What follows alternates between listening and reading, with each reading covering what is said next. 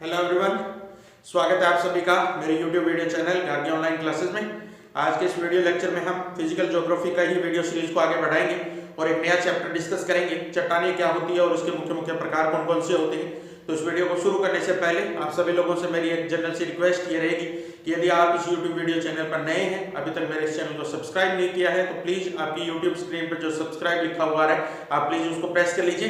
तो चलिए स्टार्ट करते हैं। चट्टानें क्या होती है और इसके मुख्य मुख्य प्रकार कौन कौन से होते हैं। देखिए, चट्टान शब्द की उत्पत्ति जो है ये वास्तव में हम अगर कहें तो भूप्रपटी जो पृथ्वी की सबसे ऊपरी परत होती है जिसको हम क्रस्ट बोलते हैं, उसी क्रस्ट का पूरा भाग और ऊपरी मेंटल का जो भाग है 100 किलोमीटर की गहराई तक वाला, उस भाग को अपने स्थल मंडल की संज्ञा दी थी।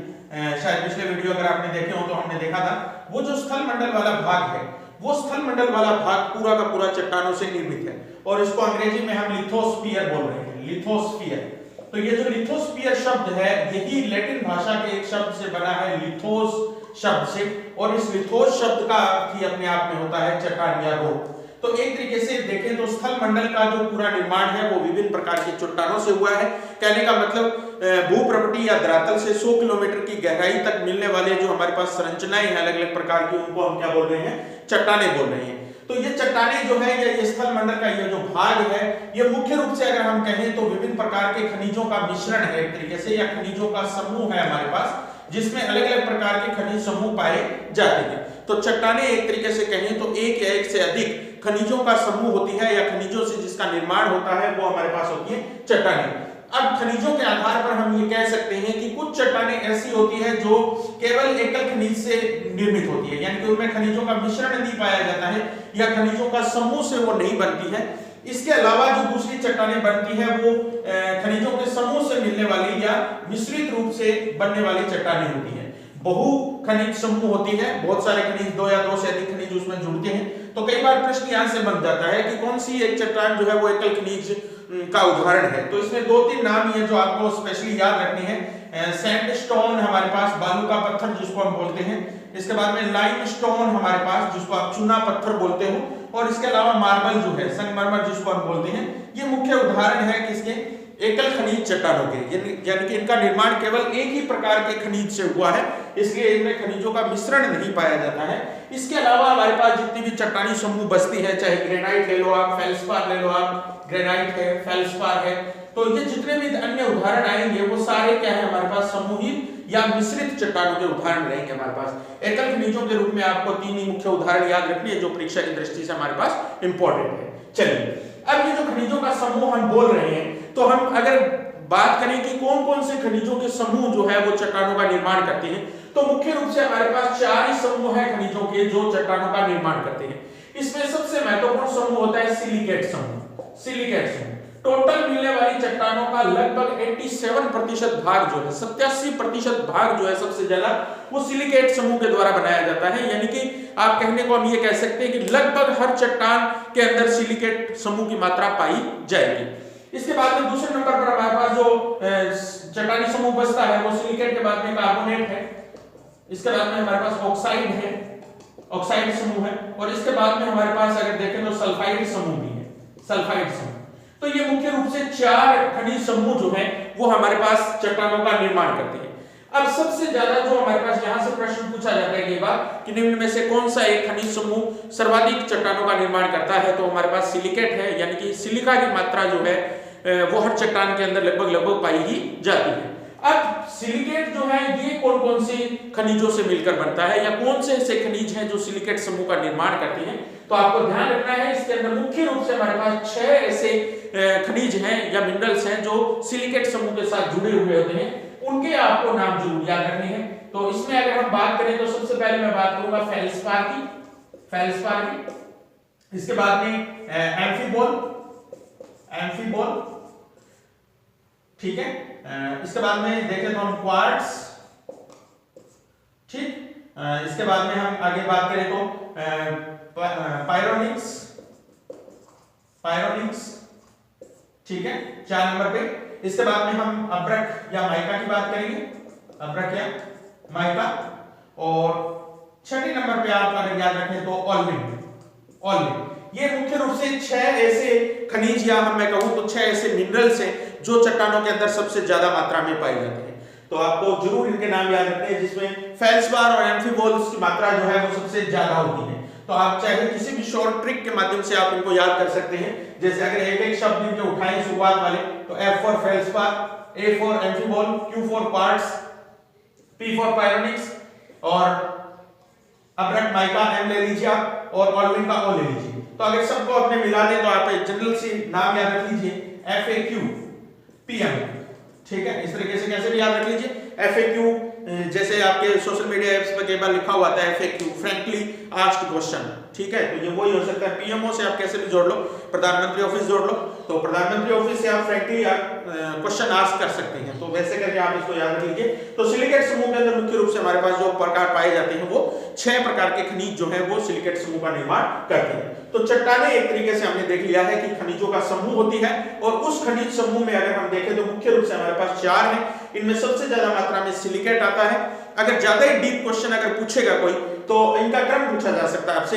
तो सबसे ज्यादा तो सिलिकेट मिलता है नंबर 1 पर, तो दूसरे नंबर पर सबसे ज्यादा ऑक्साइड्स मिलते हैं, जो धात्विक ऑक्साइड है वो सबसे ज्यादा पाए जाते हैं। तीसरे नंबर पर हमारे पास कार्बोनेट्स हैं, और चौथे नंबर पर हमारे पास सल्फाइड्स हैं। तो ये एक क्रम रहेगा, बड़े अधिक से अधिक वाले से न्यून वाले की तरफ एक अलग प्रकार का सिस्टम रहेगा, ठीक। तो ये रहेगा हमारे पास चट्टानें कैसी होती हैं, इनका अर्थ क्या होता है। अब अगर आप देखें तो चट्टानों का अध्ययन विज्ञान की जिस शाखा या भूगोल की जिस शाखा में हम करते हैं उसको हम बोलते हैं पेट्रोलॉजी के नाम से, पेट्रोलॉजी के नाम से। तो छोटा क्वेश्चन को इस तरीके का भी आ सकता है, पेट्रोलॉजी या चट्टानों का अध्ययन क्या कहलाता है, पेट्रोलॉजी। तो ये शब्द थोड़े कंफ्यूज करते हैं, जैसे मृदा का अध्ययन हमारे पास पेडोलॉजी के रूप में है, उसी तरीके से हमारे पास चट्टानों का अध्ययन जो है वो पेट्रोलॉजी के रूप में है। तो मुख्य मुख्य चट्टानें क्या होती है, खनिजों के समूह होती है, और खनिज समूह के अंदर हो सकता है समूह भी हो, और एकल खनिज संरचनाएं जो है वो भी चट्टानों का निर्माण करती हो। तो इस आधार पर हमने ये बात कर ली है। चलिए अब आगे बढ़ते हैं, हम चट्टानों के मुख्य मुख्य प्रकार कौन कौन से हैं तो उनके ऊपर बात कर लेते हैं अपने थोड़ी सी। तो मुख्य रूप से अगर हम देखें तो चट्टानें 3 प्रकार की होती है हमारे पास। चट्टानें जो है वो 3 प्रकार की होती है। 2 चीजें हैं हमारे पास, एक तो उनका संगठन किस प्रकार का होता है, और दूसरा उनका निर्माण कैसे हुआ है। ये 2 हमारे मुख्य महत्वपूर्ण पॉइंट है चट्टानों के प्रकार को विभाजित करने के। तो तीनों चट्टानों में सबसे पहले हम बात करेंगे आग्नेय चट्टानों की। इन चट्टानों को इंग्लिश में इग्नियस रॉक्स बोला जाता है, इग्नियस रॉक्स या आग्नेय चट्टानें। अब ये इग्नियस शब्द है, ये इग्निस शब्द से ही बना है, लैटिन भाषा के, और इसका मतलब ही होता है अग्नि, फायर, ठीक है। तो फायर शब्द की उत्पत्ति कहां से हुई है, देखिए आप, जो हमारे पास भूपटल है, ठीक है, या अंदर का जो भूपरपटी का नीचे वाला हिस्सा जो है, मेंटल वाला हिस्सा जो है, उसके अंदर हमारे पास तरल अवस्था में चट्टानें पाई जा रही है, जिसको हमने दुर्बलता मंडल बोला है एक तरीके से। ये जो दुर्बलता मंडल वाला हिस्सा है, इसमें जो गर्म चट्टानी पदार्थ हमारे पास वो ज्वालामुखी क्रिया के द्वारा ऊपर की ओर उठता है। तो ऊपर जो हमारे पास दूसरे प्रकार की चट्टानें देखेंगे हम, जिनको हम बोलते हैं अवसादी चट्टानों के रूप में। तो ये जो अंदर वाला जो गर्म पदार्थ है, जिसको हम बोलते हैं मैग्मा के रूप में, तो ये मैग्मा अंदरूनी दबाव बढ़ने की वजह से जब अवसादी चट्टानों की अंदर से होता हुआ ऊपर की ओर बढ़ता है भूप्रपटी से बाहर आने के लिए, तो बीच में जो ये अवसादी चट्टानें हैं, परतदार चट्टानें जो हैं, इनके बीच में जो मैं कहूं तो संयोजक तल या जो संधियां पाई जाती है, इनको जोड़ने वाली संयोजक तल या संधियां, इनके बीच में ये जो मैग्मा है ये इकट्ठा होता जाता है, और इसकी वजह से जो चट्टानें बनती हैं उनको हम बोलते हैं आग्नेय चट्टानें। और जब ये मैग्मा बाहर भूप्रपटी पे आ जाता है, यहाँ पर आ जाता है, तो इसी को हम क्या किसकी संज्ञा देते हैं, लावा की। तो भूप्रपटी के ऊपर लावा जो है वो वायुमंडलीय गैसों के साथ या वायुमंडलीय धूल कणों के साथ क्रिया करके लावा बन जाता है, और लावा से भी चट्टानें बनती है, जो पृथ्वी के ऊपर हमें दिखाई देती है, लेकिन बहुत कम होती है, लेकिन आंतरिक रूप में ज्यादा पाई जाती है, जिनको हम क्या बोलते हैं, आग्नेय चट्टानें बोलते हैं।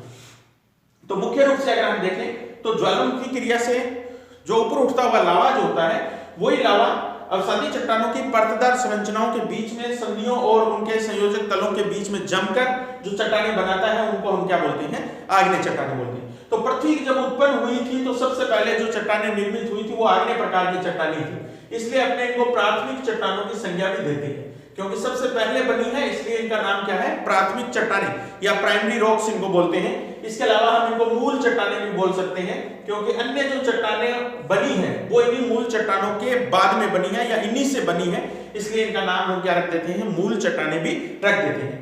तो ये रहेगा हमारे पास कि आग्नेय चट्टानें क्या होती हैं और किस प्रकार से बनती है। ये तो हमें मुख्य रूप से ध्यान रखना है। पृथ्वी के बाहर भी इनकी उपस्थिति मिलती है, लेकिन बहुत कम मिलती है भूप्रपट्टी के ऊपर। ज्यादातर जो है भूप्रपट्टी का गहराई वाला जो हिस्सा है उसके ऊपर हमें चट्टानें मिलती हैं। वो चट्टानें हमारे पास कौन सी होती है? आग्नेय प्रकार की चट्टानें होती हैं। चलिए अब हम देख लेते हैं आग्नेय चट्टानों की मुख्य मुख्य विशेषताएं क्या क्या होती हैं। तो देखिए हम देखें तो आग्नेय प्रकार की चट्टानें जो है वो उच्च दाब और दाब की वजह से निर्मित हो रही है। इसलिए अगर देखा जाए तो ये बहुत ज्यादा कठोर प्रकृति की होती है, बहुत ज्यादा कॉम्पैक्ट होती है, संहत प्रकृति की होती है। कॉम्पैक्ट का मतलब मजबूत होती है या कठोर प्रकृति की होती है। दूसरी बात अगर हम देखें तो इनमें क्या है, लावा जो है या मैग्मा जो है वो ठंडा होता है।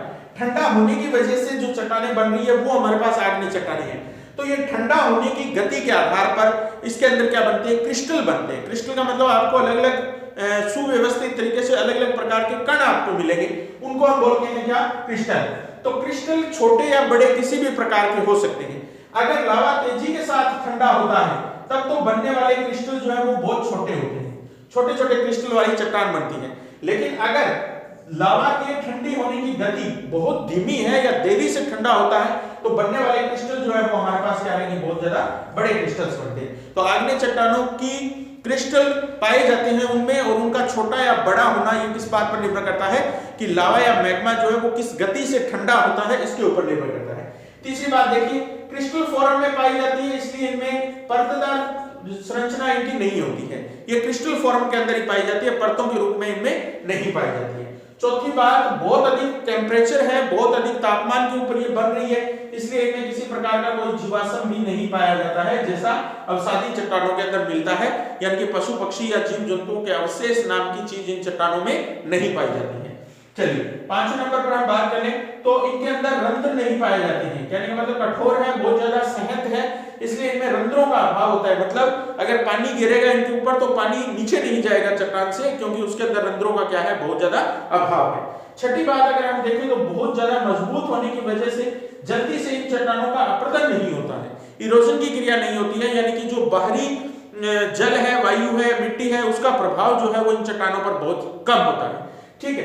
अब अगर आप देखें तो विभिन्न प्रकार के खनिज जो हैं जो भूमि से खोदकर निकाले जाते हैं, उन खनिजों का मुख्य स्रोत जो है हमारे पास वो कौन सी चट्टानें होती हैं? आग्नेय चट्टानें होती हैं। इसलिए आर्थिक दृष्टि से ये चट्टानें जो है वो बहुत ज्यादा महत्वपूर्ण चट्टानों में गिनी जाती हैं। तो ये एक सामान्य सी विशेषताएं रहेंगी हमारे पास कि आग्नेय चट्टानें जो है उनकी मुख्य मुख्य बातें या मुख्य विशेषताएं कौन कौन सी है, तो हम बता सकते हैं कि लावा या मैग्मा बहुत ज्यादा प्रकृति के अंदर एक तरीके से ठंडा होने की वजह से भूप्रकृति के नीचे जो चट्टानें बनती है वो कठोर हैं, सहत कॉम्पैक्ट है, कण जो है वो बहुत पास पास पाए जाते हैं। इनमें क्रिस्टल फॉर्म के अंदर मिलेंगे कण जितने भी हैं, छोटे हो सकते हैं, बड़े हो सकते हैं। परतदार संरचना इनमें नहीं पाई जाती, मतलब आग्नेय चट्टानें जो है वो परतों के रूप में नहीं मिलेगी आपको, एक अकेली चट्टान या एक लेय के अंदर मिलेगी। जीवाश्मों का अभाव होगा, रंध्रों का अभाव होगा इनमें। अपरदन की क्रिया जो है वो बहुत कम होती है इनमें, क्योंकि कठोर प्रकृति की है और खनिजों से भरपूर चट्टानें होती है। ये कौन सी? आग्नेय चट्टान। चलिए आगे बढ़ते हैं। हम आग्नेय चट्टानों के मुख्य मुख्य प्रकार कौन कौन से होती हैं इसके बारे में हम बात करते हैं। चलिए आग्नेय चट्टानों के प्रकार देखिए आप, दो आधारों पर हम आग्नेय चट्टानों को विभाजित कर लेते हैं। एक तो इनके निर्माण की स्थिति के आधार पर कि इनका निर्माण कहां हो रहा है, किस पोजीशन पर हो रहा है, उस निर्माण स्थिति के आधार पर हम बात करेंगे। और दूसरा प्रकार हम देखेंगे रासायनिक संरचना के आधार पर। रासायनिक संरचना के आधार पर आग्नेय चट्टान कितने प्रकार की होती है इसके ऊपर देखिए। निर्माण स्थिति के आधार पर अगर मैं कहूं तो आग्नेय चट्टानें हमारे पास दो प्रकार की होती है। एक जो आग्नेय चट्टानें होती है वो गहराई पर पाई जाती है, उनको हम बोलते हैं, चलिए पहले हम देख लेते हैं कि आंतरिक भाग में यानी कि अंतर्वेदी प्रकार की चट्टानें कौन सी हैं और बहिर्वेदी प्रकार की चट्टानें कौन सी हैं।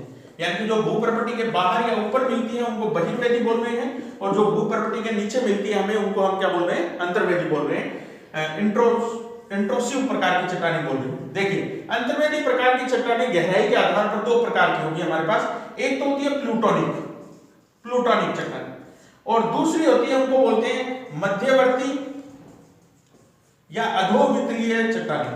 अधोवितरीय, हाइपोबैसल बोलते हैं इनको अंग्रेजी में, अगर आप याद रख सको तो हाइपोबैसल प्रकार की चट्टान।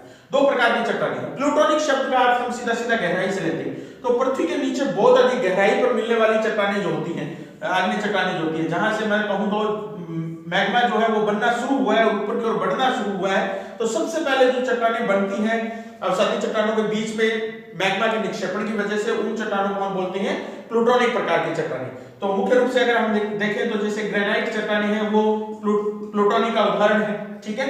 ग्रेबो प्रकार की चट्टानें हैं वो इसका उदाहरण है।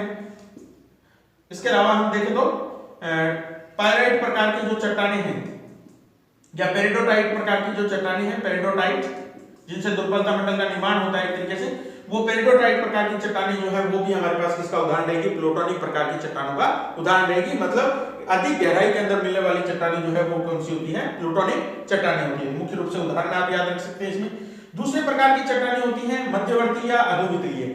मतलब जैसे जैसे मैग्मा ऊपर आता जाएगा वैसे वैसे लगभग अगर मैं कहूं तो 20 से 25 किलोमीटर की गहराई पर भूप्रवृत्ति से नीचे जो चट्टानें मिलती हैं उनको हम बोलते हैं मध्यवर्ती प्रकार की चट्टानें। तो ये चट्टानें जो है मुख्य रूप से अगर हम देखें तो जैसे जैसे लावा या मैग्मा ऊपर की ओर आता है वैसे वैसे इनके अलग अलग प्रकार के जमाव देखने को मिलते हैं और उनके आधार पर ये चट्टानें कई प्रकार की होती हैं। तो उनको हम ज्वालामुखी क्रिया से बनने वाली एक तरीके से आंतरिक चट्टानें बोल सकते हैं। तो इसमें मुख्य रूप से हम देखें तो सबसे पहले हम बात करते हैं लेकोलिथ प्रकार की चट्टानों की, लेकोलिथ। फिर मैं देखता हूं लोकोलिथ प्रकार की चट्टानें। इसके बाद में बात करते हैं फेकोलिथ प्रकार की चट्टानें। एक से नाम है इसलिए कंफ्यूज करेंगे ये आपको, फेकोलिथ प्रकार की चट्टानें। इसके बाद हम बात करते हैं बेथोलिथ प्रकार की चट्टानें। इसके बाद हम देखेंगे सिल क्या होता है और डाइक क्या होता है। ये मुख्य रूप से 6 प्रकार हैं जो मध्यवर्ती चट्टानें या अधोवितलीय चट्टानों के उदाहरण रहेंगे। कहने का मतलब ये भूप्रवृत्ति से थोड़ा नीचे बनने वाली चट्टानें होंगी अवसादी चट्टानों के बीच में। इनसे ऊपर जो चट्टानें हैं वो अवसादी प्रकार की चट्टानें हैं। तो जब नीचे से उठता हुआ मैग्मा जो है वो अवसादी चट्टानों को पार करके भूप्रवृत्ति पे आता है तो बीच में जो उनके संयोजक तल हैं परतदार चट्टानों के या अवसादी चट्टानों के, उन संयोजक तलों और संधियों के अंदर इनका निक्षेपण होता है। अब ये निक्षेपण किस आकृति में होता है उसके आधार पर हम इनको 6 अलग अलग प्रकारों में विभाजित कर लेते हैं। लेकोलिथ प्रकार की चट्टानों से हमारा मतलब है कि जब निक्षेपण की क्रिया गुंबद के आकार में होती है, जैसे इस तरीके से, जैसे मस्जिद या मकबरे के ऊपर जो गुंबद बना होता है उस गुंबद के आकार में जब चट्टान का प्रारूप बनता है तो उस प्रकार की चट्टान को हम क्या बोलते हैं, लेकोलिथ प्रकार की चट्टानें बोलते हैं, लेकोलिथ। इसके अलावा हम बात करें लोकोलिथ प्रकार की चट्टानें, तो देखिए अगर इसी लावा का जमाव तस्त्रीनुमा आकृति में होता है, तस्त्रीनुमा आकृति में होता है तो इस प्रकार के चट्टानी प्रारूप को हम क्या बोलते हैं, लोकोलिथ प्रकार की चट्टानें बोलते हैं। इसके अलावा हम अगर बात करें फेकोलिथ प्रकार की चट्टानें, तो जब लावा या मैग्मा का जमाव जो है इस तरीके से लहरदार रूप में होता है, लहरदार रूप में, तो जो चट्टानें हमारे पास बनती है उनको हम क्या बोलते हैं, फेकोलिथ प्रकार की चट्टानें बोलती हैं। इसके बाद में हमारे पास जो नाम आता है वो है बेथोलिथ प्रकार की चट्टानें। देखिए ये भी गुंबदाकार आकृति में ही बनती है लेकिन इनके ढाल खड़े होते हैं इस तरीके से, इनका जो ढाल जो है वो अधिक होता है। कहने का मतलब ये बैठवा टाइप में होते हैं, पठारी टाइप में होता है, लेकिन इनका ढाल जो है वो क्या होगा, खड़ा। तो खड़े ढाल वाले जो गुंबद आकृति होती है ये आकृति कहलाती है हमारे पास क्या, बेथोलिथ। तो ज्यादातर पर्वतीय क्षेत्र या ज्वालामुखी से बहुत ज्यादा प्रभावित क्षेत्र जो होते हैं उनके अंदर जब लावा या मैग्मा ऊपर की ओर आता है तो बनने वाली चट्टानें हमारे पास कौन सी होती है, बेथोलिथ प्रकार की चट्टानें होती है। खड़े ढाल वाले गुंबद जो है वो इनकी आकृति के रूप में इनमें पाए जाते हैं। चलिए इसके बाद में हम बात कर देते हैं सिल की। तो देखिए जिस तरीके से हमारे पास परतदार चट्टानें परतों के रूप में पाई जा रही है और सादी चट्टानें, उन्हीं परतों के बीच बीच में समांतर परतों के रूप में जो हमारे पास मैग्मा निक्षेपित होता है तो उससे बनने वाली चट्टानें हमारे पास क्या कहलाती है, सिल प्रकार की चट्टानें कहलाती है। यानी कि सेम जैसे परतदार चट्टानें पाई जाती है वैसी ही परतें जो है वो एक रेखीय क्रम में जब बनती है तो उनको हम क्या किसकी संज्ञा देते हैं, सिल की संज्ञा देते हैं। इसके बाद में हमारे पास बचता है डाइक। तो देखिए जब सादी चट्टानों के बीच में इस तरीके से बांध के रूप में या दीवार के रूप में, दीवार या बांध के रूप में जब मैग्मा का जमाव होता है तो बनने वाली जो हमारे पास स्थलाकृति होती है या जो चट्टानी प्रारूप होता है उसको हम क्या बोल देते हैं, डाइक की संज्ञा दे देते हैं। तो डाइक हमारे पास दीवार या बांध के रूप में, सिल हमारे पास समानांतर परतों के रूप में अवसादी चट्टानों के बीच में, बेथोलिथ खड़ा ढाल वाला गुंबद जो है उसकी आकृति क्या कहलाती है, बेथोलिथ। लहरदार आकृति के अंदर अगर जमाव होता है मैग्मा का तो उसको हम बोल रहे हैं फेकोलिथ। लोकोलिथ तस्त्रीनुमा जमाव होता है, जैसे तस्त्री या प्याली होती है सेम उसी तरीके का। और गुंबदाकार के अंदर हमारे पास जो गुंबद आकृति में जो चट्टानी प्रारूप बनता है उसको हम बोलते हैं लैकोलिथ प्रकार की चट्टानी। तो ये जो चट्टानी होती है ये बहुत ज्यादा गहराई पर नहीं बनती है, इसलिए हम इनको क्या बोलते हैं, मध्यवर्ती अधोवितलीय प्रकार की चट्टानी बोलते हैं, हाइपोबैसल प्रकार की चट्टानी बोलते हैं। और जो बहुत ज्यादा गहराई में बनती है उनको हम क्या बोलते हैं, प्लूटोनिक प्रकार की या विवर्तनिक प्रकार की चट्टाने बोलते हैं हम उनको। तो यहाँ आपसे उदाहरण पूछे जा सकते हैं कि कौन सी चट्टान प्लूटोनिक चट्टान का उदाहरण है या कौन सी मध्यवर्ती का उदाहरण है, किसी भी रूप में आए तो ये हमारे पास क्वेश्चन बनता है। अब ये तो इनके नाम है, मुख्य रूप से अगर चट्टानों के नाम लिखना चाहें तो आप इनके नाम याद रखिएगा, डायोराइट, ठीक है, डायोराइट। इसके बाद में हम बात कर लेते हैं तो डायोराइट के बाद में पैग्मेटाइट और मैग्नेटाइट, ठीक है, लोहे का जो है इसका एक तरीके से जिसमें लोहा में पाया जाता है वो मैग्नेटाइट, पैग्मेटाइट, डायोराइट। ये जो हमारे पास चट्टानें होती है डॉलराइट प्रकार की भी बोल सकते हैं, डॉलराइट प्रकार की चट्टानें, ये भी किसका उदाहरण है, मध्यवर्ती या अधोवितलीय चट्टानों का उदाहरण है। तो मुख्य रूप से हम देखें तो प्लूटोनिक चट्टानों में हमारे पास 3 चट्टानें ग्रेनाइट, ग्रेबोर, पेरिडोटाइट का उदाहरण है।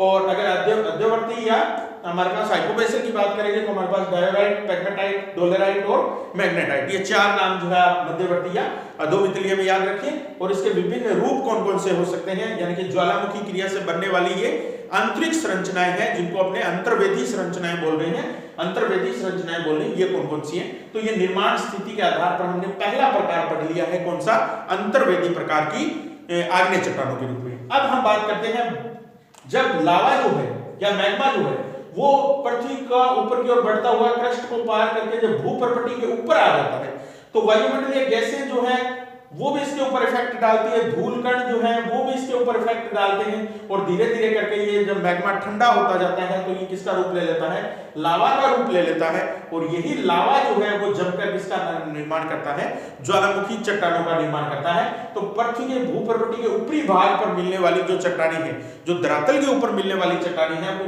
बहुत कम होती है, लेकिन ये भी हमारे पास क्या है, ज्वालामुखी प्रकार की ही चट्टानें होती हैं। तो अगर बहिर्वेदी प्रकार की चट्टानों की मैं बात करूं तो इसमें मुख्य रूप से जो हमारे पास नाम आता है उसको हम बोलते हैं बेसाल्ट चट्टानें। आप याद रखिएगा, बेसाल्ट जो चट्टान है जो पृथ्वी की भूपर्वती या धरातल के ऊपर मिलती है वो हमारे पास कौन सी होती है, बेसाल्ट प्रकार की चट्टानें होती हैं। तो ये बेसाल्ट के अंदर अगर आप कहोगे तो इसका रंग जैसे काला प्रकृति का होता है, ज्यादातर लोहे की मात्रा इसमें ज्यादा होती है, इसलिए इसका रंग भी क्या होता है, ब्लैक। और जिन क्षेत्रों के अंदर रेगुर प्रकार की मिट्टी ज्यादा पाई जाती है, जिसको हम कपास मिट्टी बोलते हैं, काली मिट्टी बोलते हैं, उस काली मिट्टी के अंदर सबसे ज्यादा मात्रा जो है वो किसकी मिलेगी, बेसाल्ट की मिलेगी। तो जैसे हमारा दक्षिण का जो प्रायद्वीपीय पठार है हम जानते हैं वो ज्वालामुखी क्रिया से बना हुआ है, तो जो लावा था उसके निक्षेपण की वजह से महाराष्ट्र वाला जो क्षेत्र है, कर्नाटक वाला जो क्षेत्र है, यहाँ पर रेगुर या काली मिट्टी की मात्रा ज्यादा पाई जाती है। और उसमें कौन सी चट्टानों की मात्रा अधिक है, बेसाल्ट प्रकार की चट्टानें मात्रा में क्या पाई जाती है, अधिक पाई जाती है, इसलिए इनको हम क्या बोल रहे हैं, बहिर्वेदी प्रकार की चट्टानें बोल रहे हैं। तो हमारे पास निर्माण स्थिति के आधार पर चट्टानें 2 प्रकार की हुई, अंतर्वेदी और दूसरी कौन सी हुई, बहिर्वेदी प्रकार की चट्टानें। चलिए अब हम बात कर लेते हैं रासायनिक संरचना के आधार पर आग्नेय शिलाएं कितने प्रकार की होती है। तो इसमें भी मुख्य रूप से हम जो विभाजन का आधार है वो हमारे पास सिलिका की मात्रा रहेगी। सिलिका की मात्रा कम है या अधिक है उसके आधार पर आग्नेय चट्टानों को मुख्य रूप से हम 4 अलग-अलग भागों के अंदर विभाजित कर देंगे, 4 अलग-अलग भागों। पहली प्रकार की जो चट्टानें होती है उनको हम बोलते हैं फेल्सिक प्रकार की चट्टानें, फेल्सिक प्रकार की चट्टानें। देखिए शब्द Fe प्लस सिलिका इन दोनों से मिलकर बना है फेल्सिक का मतलब, तो फेरस या लोहे की मात्रा ज्यादा होगी और दूसरी सिलिका की मात्रा ज्यादा होगी। तो जिन चट्टानों के अंदर सिलिका की मात्रा 65% से लेकर 80% के बीच में पाई जाती है वो सारी चट्टानें हमारे पास क्या कहलाती है, फेल्सिक प्रकार की चट्टानें कहलाती हैं। अब ये रंग के अंदर बात करेंगे तो हल्की पीली प्रकार की मिलेगी आपको, पीला रंग इनके अंदर पाया जाएगा ज्यादा, सिलिका की मात्रा ज्यादा है इसलिए। अम्लीय प्रकार की चट्टानें भी हम इनको बोल सकते हैं क्योंकि सिलिका जब ज्यादा मात्रा में होती है तो चट्टान का गुण कैसा बन जाता है, अम्लीय प्रकार का बन जाता है। घनत्व जो है वो इन चट्टानों का अपेक्षाकृत कम होता है और घनत्व कम है इसलिए इनमें वजन की मात्रा भी कम पाई जाती है।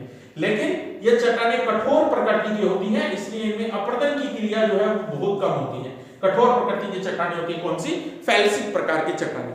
फेल्सिक प्रकार की जो चट्टानें हैं उनके अंदर अपर्दन की मात्रा क्या होती है, कम होती है, इसलिए एक इनकी प्रकृति जो है वो कैसी रहेगी, हमारे पास कठोर प्रकृति हमारे पास रहेगी। ठीक है, तो जैसे उदाहरण के रूप में अगर हम देखेंगे तो ग्रेनाइट है, जैसे ग्रेनाइट, रायोलाइट, ठीक है। तो ये जो चट्टाने हैं ज्यादातर ग्रेनाइट ही इसका उदाहरण है, मुख्य रूप से अगर हम देखें तो रायलाइट भी इसका उदाहरण है, जो कैसे हैं, फैलसिक या अम्लीय प्रकृति के चट्टाने हैं। दूसरी जो चट्टाने होती है उनको हम बोलते हैं मैफिक प्रकार की चट्टाने, मैफिक, या इनको हम बोल देते हैं क्षारीय प्रकार की चट्टाने। अब मैफिक शब्द जो है वो मैग्नीशियम प्लस फेरस से बना है, तो इनमें सिलिका की मात्रा बहुत कम होती है, अपेक्षाकृत कम होती है। यहाँ पर मात्रा 65 से 80% तक थी, जबकि मैफिक प्रकार की चट्टानों के अंदर सिलिका की मात्रा लगभग 45% से लेकर 50-55% के बीच में मिलेगी। तो सिलिका की मात्रा जो है वो अपेक्षाकृत फेल्सिक चट्टानों की तुलना में इनमें क्या होती है, कम होती है। बाकी ये जो गुण होते हैं ये बिल्कुल अलग प्रकार के मिलेंगे आपको। जैसे इसका रंग हल्का पीला होता है, यहाँ रंग लोहे की मात्रा ज्यादा है, इसलिए यहाँ पर गहरा रंग मिलेगा आपको ज्यादा। फेल्सपार की मात्रा ज्यादा है, Fe का मतलब हमारे पास क्या रहेगा, फेल्सपार से, तो फेल्सपार की मात्रा यहाँ ज्यादा है, ठीक है, इसलिए यहाँ पर रंग जो है वो कैसा रहेगा, गहरे प्रकार का रंग रहेगा। ये अम्लीय प्रकार की चट्टानी है और ये कैसी है, क्षारीय प्रकार की चट्टानी है। इनका घनत्व कम होता है, इनका घनत्व जो है वो क्या होगा, थोड़ा ज्यादा होगा। इसी तरीके से वजन में कम होती है, ये वजन में क्या होती है, ज्यादा होती है। ये कठोर प्रकृति की होती है, ये मुलायम या कमजोर प्रकृति की होती है, इसलिए इनमें अपरदन की क्रिया भी क्या होती है, ज्यादा होती है। तो जो हमारे पास फेल्सिक चट्टाने हैं, ये मैफिक चट्टानों की बिल्कुल क्या होती है, एक तरीके से अपोजिट प्रकार की चट्टाने होती है। तो मुख्य रूप से हम बात करें तो जैसे बेसाल्ट की अभी हमने बात की है, ठीक है, बेसाल्ट चट्टान जो है वो मुख्य रूप से किसका उदाहरण है, मैफिक प्रकार की चट्टान का उदाहरण है। इसके अलावा हमारे पास जो रूप मिलते हैं उनको मध्यवर्ती प्रकार की चट्टानें बोल देते हैं, जिनमें सिलिका की मात्रा ना बहुत ज्यादा होती है ना बहुत कम होती है, बीच की प्रकृति की होती है। और चौथी जो हमारे पास होती है उनको हम अल्ट्रा बेसिक प्रकार की चट्टानें बोल देते हैं, अल्ट्रा बेसिक, अलग सिलिक प्रकार की चट्टानें बोलते हैं। इनमें सिलिका की मात्रा सबसे कम होती है, सबसे कम मात्रा होती है, लगभग 35% तक जो मात्रा मिलती है जिन चट्टानों में, उन चट्टानों को हम क्या बोल देते हैं, अल्ट्रा बेसिक प्रकृति की चट्टानें बोल देते हैं। तो ये रहेगा हमारे पास आग्नेय चट्टानों के मुख्य प्रकार। दो आधारों पर हमारे पास देख लिए, निर्माण स्थिति कहाँ होती है उस आधार पर, और रासायनिक संरचना किस प्रकार की होती है उसके आधार पर। तो यहाँ से कई बार प्रश्न उठ जाता है, सिंपल प्रश्न उठेगा इसमें से, जैसे ग्रेनाइट किस प्रकार की चट्टान है, तो फेल्सिक चट्टान बोल सकते हैं अपने, सिलिका में चट्टान बोल सकते हैं, इसको अपने अम्लीय प्रकार की चट्टान बोल सकते हैं। तो मुख्य मुख्य एक एक दो दो उदाहरण जो है आप इनमें जरूर याद रखिएगा। तो ये रहेगा हमारे पास आज का टॉपिक, जिसमें हमने पहला भाग पूरा कर लिया है। नेक्स्ट जो वीडियो चैप्टर मैं बनाऊंगा उसके अंदर हम दोनों प्रकार की चट्टानें बची हुई अवसादी चट्टानें क्या होती हैं और काइंथ्रीट चट्टानें क्या होती है उनके बारे में डिटेल से डिस्कस करेंगे। तो आशा करूंगा ये वीडियो आपको समझ में आया होगा, पसंद भी आया होगा। तो अगर आपको ये वीडियो अच्छा लगा हो तो अभी अगर आपने चैनल को सब्सक्राइब नहीं किया तो प्लीज सब्सक्राइब कर लीजिए, और इसके साथ ही नोटिफिकेशन बेल का आइकन भी जरूर ऑन कर लीजिए। मिलते हैं नेक्स्ट वीडियो के साथ, नेक्स्ट चैप्टर के साथ, तब तक के लिए धन्यवाद, गुड लक।